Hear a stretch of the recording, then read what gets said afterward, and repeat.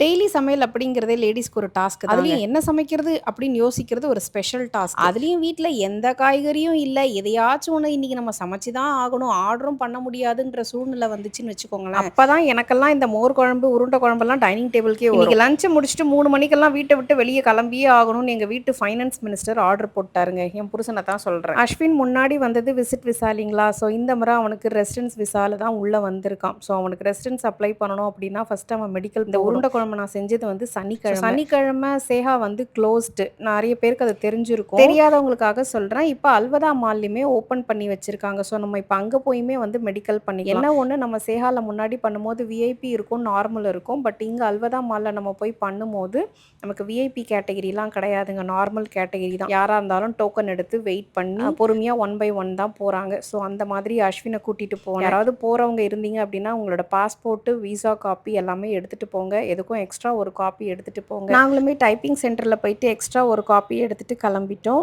ஒரே ஒரு விஷயம் தாங்க, நம்ம ரொம்ப நேரம் வெயிட் பண்ற மாரி இருக்கு. ஸோ அதுக்கெல்லாம் ப்ரிப்பேர்டா கிளம்பி போங்க. டாட்டா.